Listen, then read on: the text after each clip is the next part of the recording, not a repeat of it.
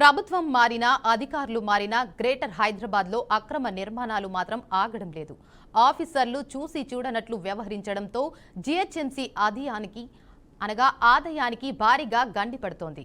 షేర్లింగంపల్లి నియోజకవర్గ వ్యాప్తంగా కొంతకాలంగా భవన నిర్మాణాలు జోరందుకున్నాయి. ఇన్నాళ్లు ఏదో ఒక రీజన్లో ఆగిన నిర్మాణాలు సైతం ఇప్పుడు ఎంచెక్కా కంప్లీట్ అవుతున్నాయి. నిర్మిస్తున్న వాటికి పర్మిషన్లు ఉన్నాయా లేవా అనేది ఎవరూ పట్టించుకోరు. కొందరు జీహెచ్ఎంసీ సిబ్బందికి తెలిసినా మేమున్నామంటూ భరోసా ఇస్తుండటంతో అక్రమార్కులకు మరింత బలం చేకూరుతోంది.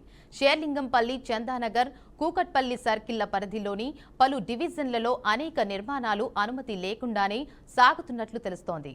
ఇక మాదాపూర్ డివిజన్ పరిధిలోని Ayyappa society, survey of India, Chandanayak Thanda, N convention, CJR school ప్రాంతాలతో పాటు పలు కాలనీల్లో అక్రమ నిర్మాణాలు చేపడుతున్నారు.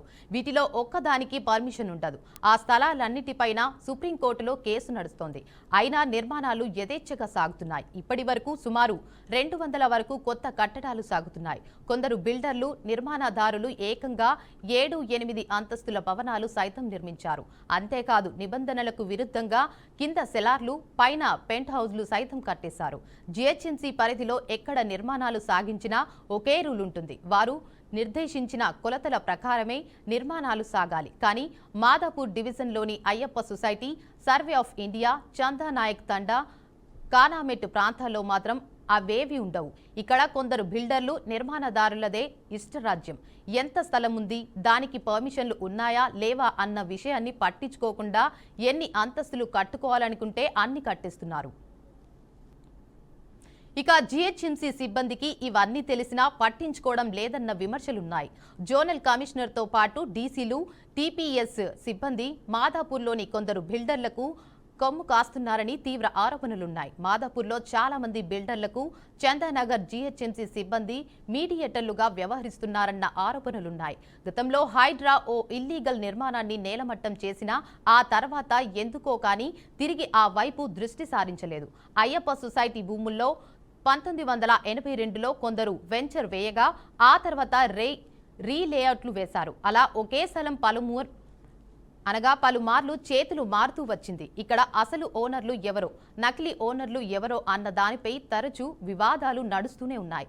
ఈ భూములను పలువురు కబ్జాదారులు చేపట్టారని, సామాన్యుల భూముల్లో పాగా వేసిన వారు గతంలో లేఅవుట్లో ఉన్న పార్కులు, సమీపంలో ఉన్న ప్రభుత్వ భూములను సైతం కబ్జాలు చేశారు. ధోబిఘట్, ఆ సమీపంలోని కుంటతో ఆగని భూబకాసురులు పార్కులను కబ్జా చేసి నిర్మాణాలు చేపట్టారు.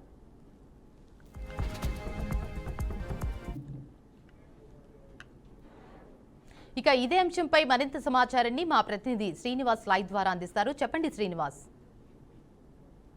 హైదరాబాద్ నగరంలోని పెద్ద ఎత్తున అక్రమ నిర్మాణాలు కొనసాగుతుందని ఇప్పటికే ఒక కమిటీ కూడా వేయడం జరిగింది. దీనికి సంబంధించి హైదరాబాద్ పేరుతో జరిగినటువంటి అనేక అక్రమాలను కూడా కూల్చివేయడం కూడా జరిగింది. ఇది నూతన ప్రభుత్వం ఏర్పడిన తర్వాత ఒక్కసారిగా అంటే అక్రమ నిర్మాణాలపై చేస్తున్నటువంటి దాడులని పెద్ద ఎత్తున ప్రజలు కూడా ఆశ్రయిస్తారు. దీనికి సంబంధించి కూడా తెలంగాణ వ్యాప్తంగా హైదరాబాద్ నగరంలో ఉన్నటువంటి అక్రమ నిర్మాణాలు అయితే కూల్చివేయడం కూడా జరిగింది. ఇకపోతే తిరిగి ఇప్పుడు చూస్తున్న క్రమంలోనే షేర్లింగంపల్లి జిహెచ్ఎంసీ పరిధిలో ఉన్నటువంటి బల్దీ ఆదాయానికి గండి పడుతుందని కూడా చెప్పుకోవచ్చు.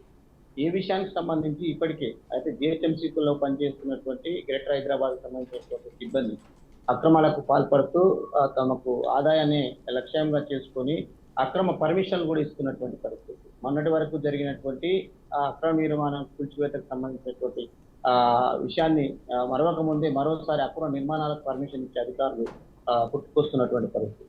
ఇక పరిధిలో ఉన్నటువంటి జిహెచ్ఎంసీ పరిధిలో ఉన్నటువంటి లానా పరిధిలో నిర్మాణాలు చేపట్టొద్దని కూడా గతంలో కూడా ఒక కమిటీ వేశారు. దానికి సంబంధించిన కమిషనర్ కూడా పూర్తిగా ప్రభుత్వానికి నివేదిక కూడా సమర్పించినటువంటి పరిస్థితి.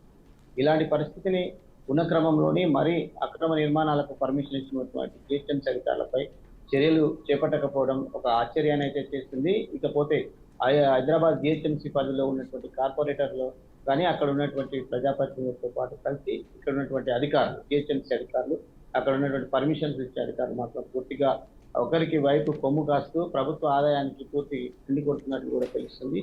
ప్రజలు అనేక మార్లు ఫిర్యాదులు చేసినా కూడా పట్టించుకునే నాదులే లేడు. అక్కడ పూర్తిగా అంటే జిహెచ్ఎంసీ పరిధిలో ఉన్నటువంటి ఆదాయానికి గండేసి పడుతుంది. అక్కడ ప్రభుత్వ సంబంధించిన స్థలాలు కూడా కబ్జాకు గురవుతున్నటువంటి పరిస్థితి. మొన్నటి దాకా జరిగినటువంటి ప్రభుత్వాలు చేసిన అవినీతినే మరో ప్రభుత్వాలు అదే దశలో ప్రయాణించడం అక్కడ ఉన్నటువంటి ప్రజలను కూడా ఆశ్చర్యపరుస్తున్నటువంటి పరిస్థితి. తెలంగాణ వ్యాప్తంగా జరిగినటువంటి అక్రమ నిర్మాణాలకు పిలిచివేసిన జిహెచ్ఎంసీ ఇప్పుడు మరి అక్రమ నిర్మాణాలకు పర్మిషన్ కూడా ఇస్తున్నటువంటి పరిస్థితి. రైట్. ఇకపోతే సొసైటీల పేరుతో కానీ అక్కడ జరుగుతున్నటువంటి విషయాలలో కానీ ఇప్పటికీ ప్రభుత్వం ఒక నివేదిక కూడా సమర్పించుకుంది. కానీ ఆ సొసైటీలే మళ్ళీ పేరు మార్చుకొని వివిధ హోదాలో పనిచేస్తున్నటువంటి ఆ ప్రాంతాలలో కూడా మళ్ళీ నిర్మాణాలు చేపడుతున్నటువంటి పరిస్థితి. అయ్యప్ప సొసైటీ బిల్డింగ్ అక్రమ నిర్మాణం కావచ్చు, దీనికి సంబంధించినటువంటి అనేక ప్రాంతాల్లో ఉన్నటువంటి ప్రభుత్వ భూములు రైట్ కబ్జా శ్రీనివాస్. చేసినటువంటి వారు దీనికి సంబంధించినటువంటి అనేక అవకతవకలు అయితే జరుగుతున్నటువంటి పరిస్థితి.